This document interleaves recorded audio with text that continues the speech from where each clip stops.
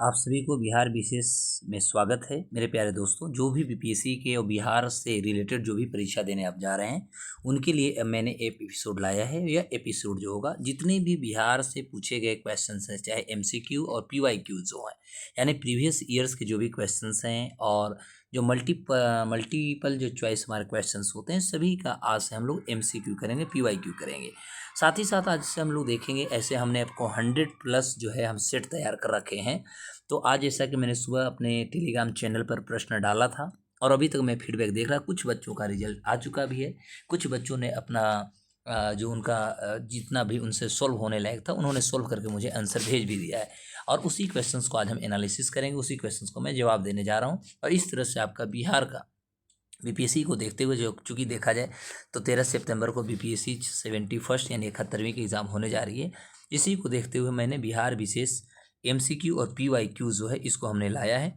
तो हमारा पहला आज का जो प्रश्न है दोस्तों, वह है कि बौद्ध धर्म, ध्यान देंगे, हमारा जो बौद्ध धर्म है, तो बौद्ध धर्म के संस्थापक गौतम बुद्ध जो है गृह त्याग के उपरांत सबसे पहले उन्होंने कहाँ गए। क्योंकि आप सभी को पता है कि महात्मा बुद्ध जो थे, और महात्मा बुद्ध ने अपना जब गृह त्याग किए थे, तो गृह त्याग के समय में आप सभी को में भी पता ही होगा कि जब वो गृह त्याग किए थे, तो गृह त्याग के समय उनका उम्र जो थी मात्र 29 साल थी। और मात्र 29 साल के उम्र में उन्होंने अपना गृह को त्याग किया था। और गृह त्याग के समय उनका आधी रात्रि हो रही थी, और गृह त्याग को जो कहा गया और महाभिनिष्क्रमण कहा गया। और सिद्धार्थ जो थे, उन्होंने रात्रि में जो गृह त्याग किया था, उनके साथ एक अश्व था यानी घोड़ा था, जिनका नाम कंथक था, और उनका सारथी का नाम था छंदक। और एक गृह त्याग जब किए, तो गृह त्याग करने के बाद इन्होंने सबसे पहली बार, आप देखिएगा तो इनका 2-3 चीज़ ध्यान दीजिएगा, उनका जन्म, मृत्यु और ज्ञान, ये तीनों जो थी उनका वैशाख पूर्णिमा को प्राप्त हुई थी। लेकिन उनका गृह त्याग जो हुआ था वो आषाढ़ पूर्णिमा को प्राप्त हुआ था, और गृह त्याग को महाभिनिष्क्रमण कहा गया। उन्होंने जैसे गृह त्याग किया, तो गृह त्याग उन्होंने आषाढ़ जब पूर्णिमा को किया, तो बुद्ध ने सबसे पहले अनुवीन नामक स्थान पर उन्होंने अनुमा नदी जो है उसके किनारे उन्होंने प्रवजना किया। प्रवजना का मतलब होता है वश त्याग किया।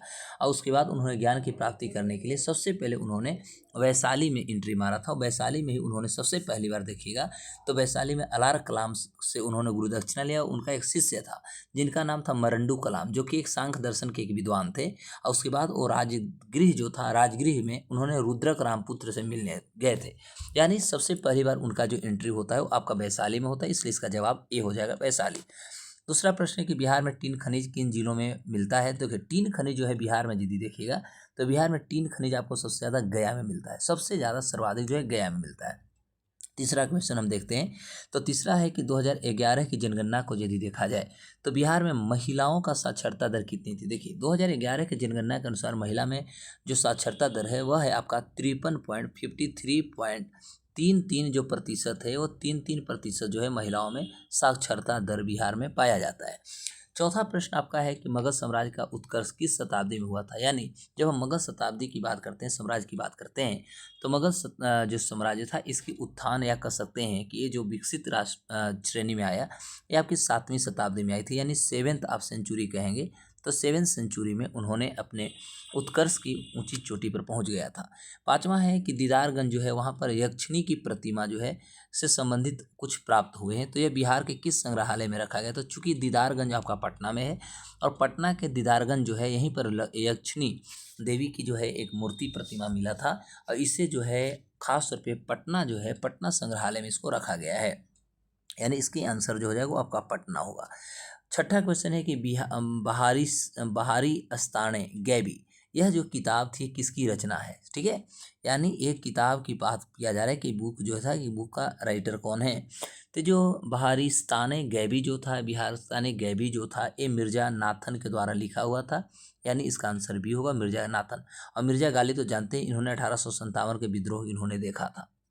सातवां है कि प्रभावती महिला पुस्तकालय कहाँ स्थित है। प्रभावती हमारे भारतीय में राष्ट्रीय स्वतंत्रता संग्राम में एक नाम रहा है, और ये प्रभावती जो महिला पुस्तकालय है आपका पटना में है, यानी इसका आंसर आपको डी हो जाएंगे। आठवां है कि भारत के सबसे प्राचीन विश्वविद्यालय का क्या नाम है। चूंकि आप सभी जानते हैं कि भारत का और दुनिया का भी हम माने तो सबसे प्राचीन विश्वविद्यालय जो नालंदा विश्वविद्यालय है, जो नालंदा यानी राजगीर में पाया जाता है, जिसे अभी जीर्णोद्धार किया गया। इसमें आप देखेंगे कि सचिन चतुर्वेदी जो थे, अभी सचिन चतुर्वेदी जी को जो है, जो कि इकोनॉमिस्ट हैं, उनको इसका जो है वाइस चांसलर यानी वीसी बनाया गया है। अभी तत्काल देखिएगा, जब देखिए अरविंद पनगड़िया जब 16वें वित्त आयोग के अध्यक्ष जब बन गए तो उसके बाद ये सीट खाली थी। अभी अभी सचिन चतुर्वेदी जी को इसके जो है VC बनाया गया है। 9वां क्वेश्चन है कि बरौनी तेल शोधक कारखाना जो थी, ये बरौनी तेल शोधक कारखाने जो आपका बेगूसराय में, इसकी स्थापना कब हुई? तो इसकी स्थापना जो हुई थी वो 1966 में हुआ था, 1966 में हुआ था। और ये रोमानिया और रसिया दोनों के सहयोग से इसको स्थापित किया गया था।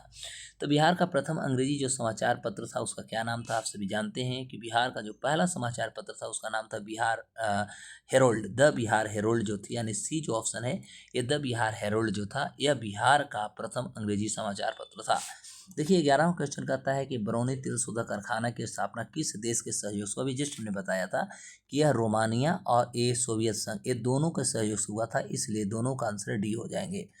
मगध साम्राज्य का सबसे छोटा राज्य कौन था? देखिए मगध साम्राज्य का सबसे छोटा जो राज्य था वो आपका कलिंग जो था, यानी कलिंग जो था मगध साम्राज्य का सबसे छोटा राज्यों में से एक था। 13वां क्वेश्चन है कि बांका जिले के बौंसी में स्थित मंदार जो पहाड़ी है इससे किस शासक का अभिलेख जो है प्राप्त हुआ है, जिसमें तालाब खुदवाने और विष्णु की प्रतिमा स्थापित करने का भी वर्णन मिलती है? तो ये जो है आपका एक घटना जो घटी थी यह आदित्य सेन के साथ घटी थी, या कह सकते हैं आदित्य सेन जो थे, आदित्य सेन ने सबसे पहले इस अभिलेख को प्राप्त हुआ है, जिसमें तालाब खुदवाने और विष्णु की प्रतिमा भी स्थापित करने का वर्णन मिलता है।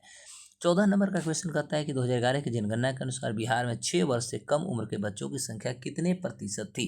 तो देखिए उस समय 17.90 जो था यह बिहार में 6 वर्ष से कम उम्र के बच्चों की संख्या जो थी 17.9, लगभग कह सकते हैं, लगभग यदि बात हम करें तो आप कह सकते हैं लगभग जो थी 18% बताया गया था। ठीक है, उसके बाद 15 नंबर का क्वेश्चन है कि पटना के जो बांकीपुर है वहाँ पर कांग्रेस अधिवेशन की अध्यक्षता किसने किया था? तो ये मधोलकर जी ने किया था, यानी बी, RS मधोलकर साहब जो थे इन्होंने पटना के बांकीपुर में जो कांग्रेस का अधिवेशन हुई थी इसकी अध्यक्षता मधोलकर साहब ने किया था।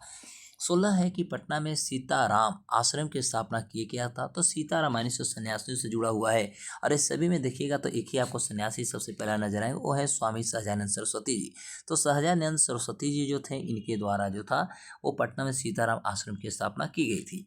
17 है कि बांकीपुर पटना में जो कांग्रेस का अधिवेशन हुई थी उसकी स्वागत जो समिति थी, वेलकम जो कमेटी थी, उसके अध्यक्ष तो कौन थे? तो ये मजरुल हक साहब जो थे, मजरुल हक साहब को बांकीपुर पटना में कांग्रेस अधिवेशन के स्वागत समिति के इनको अध्यक्ष बनाया गया था। 18 है कि बाबा ब्रह्मेश्वर नाथ का जो मेला लगता है बिहार में वह कहाँ पर आयोजित किया जाता है? बाबा ब्रह्मेश्वर नाथ का मेला बिहार में कहाँ लगती है? तो देखिए ब्रह्मेश्वर नाथ जो है आपका बक्सर से जुड़ा हुआ है, यानी बक्सर जो है बिहार का, बक्सर जिला में बाबा ब्रह्मेश्वर नाथ का मेला लगता है। उसके बाद 19वां नंबर है कि बिहार का अधिकांश क्षेत्र जो है किस मिट्टी से आच्छादित है? तो इसका पहला ऑप्शन है आपका जलोढ़ मिट्टी, बलथर मिट्टी, कगारी मिट्टी और बलसुंदरी मिट्टी। आपको मैं बता दूं कि ये जो है बिहार का अधिकांश क्षेत्र जो है वो आपका जलोढ़ मिट्टी से आच्छादित है, यानी इसका आंसर ए होगी। 20 नंबर का क्वेश्चन है कि प्राचीन रोमन कैथोलिक चर्च जिसको पादरी की हवेली कहा जाता है यह निर्माण कब हुआ था? चूंकि ये पटना सिटी में पाया जाता है, ध्यान देंगे ये पादरी की जो हवेली है आपका पटना सिटी, देखिएगा तो पटना सिटी में मिलेगा। लेकिन प्रश्न है कि इसकी कब स्थापना की गई थी? तो यह 1751 में, ध्यान देंगे 1751 जो थी, 1751 में इसकी स्थापना की गई थी। आज का आपके लिए प्रश्न मैंने रखा है कि बुद्ध ने नामक स्थान पर नदी के किनारे उन्होंने प्रवजना यानी वस्त्र त्याग किया था।